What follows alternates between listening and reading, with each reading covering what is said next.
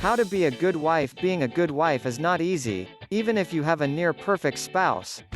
To be a good wife, you have to be able to communicate effectively, to keep your romance alive, and to be your spouse's best friend while maintaining your own identity.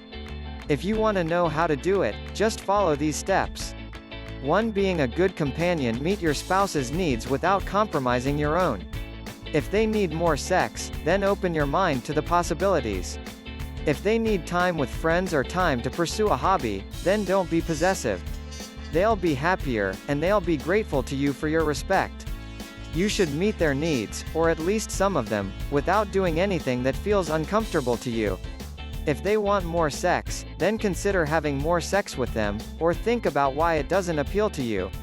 But do not force yourself to do something you're not comfortable with just for their benefit. Instead, talk to them about it so they understand how you're feeling, and together you can decide on something you're both comfortable with. If he's missing his time out with the boys, let him have a boys' night and have a girls' night of your own. If they want time to pursue their hobbies, let them take the time. They'll grow as a person from doing their own thing, and this will benefit your relationship. 2. Be your spouse's best friend. Develop true intimacy and unconditional acceptance. Demonstrate a willingness to be vulnerable, and be confident that your relationship can withstand conflict. Enjoy your shared history and your inside jokes. Forward them articles you know that they'll find interesting, or just sit with them in companionable silence. Even your silence will say volumes when your marriage is strengthened by true friendship. Though you should maintain other meaningful friendships so your life is full of love and laughter, at the end of the day, your spouse should be the person that you turn to. Aim to be the person that your spouse has the most fun with instead of their best friend or their favorite uncle. You should be their number one go-to person, whether they need a good laugh or a good cry.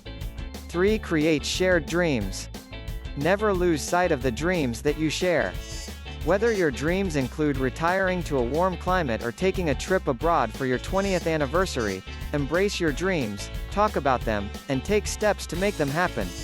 If you and your spouse's dreams don't intersect, then you'll be creating a rift as you both move further towards your goals, or if one of you doesn't get what he or she wants. It's healthy to have your own dreams along with your spouse's, but you should make sure that none of your dreams are completely in conflict. Even if your shared dreams are lofty, you still need to talk about them to keep your passion alive. 4. Maintain your own identity. Make sure you still have a fun and interesting life. If your spouse left tomorrow, would you still have your own friends that you see at least once a month, hobby clubs you go to, or sports that you play? If not, your spouse will always be working to fill a void they cannot fill and will feel inadequate. When you're fulfilled as an individual, then you have a lot more to bring to the relationship. You will be a much better companion if you can draw from your own interests, experiences, and insights. If your spouse thinks that they're the only good thing happening in your life, then they're bound to feel trapped. Continue to pursue the hobbies or interests that were meaningful to you before the relationship. Though you may not be able to keep up with all or most of them, you should make time for the ones that were really meaningful to you. 5. Work together to manage stress. Men and women deal with stress all day and every day. Do what you can to help each other deal with the stress of everyday life. Making sure that you are able to cope with your own stresses will take pressure off of your marriage. If one of you is chronically stressed out while the other doesn't understand why, then you'll have a problem. Help your spouse manage their stress by talking about it and treating them with extra care when they've had a rough day instead of making them feel worse by being angry that they're tired or withdrawn. When you're stressed, let your spouse know how you're feeling so they can pick up the slack around the house and help you out.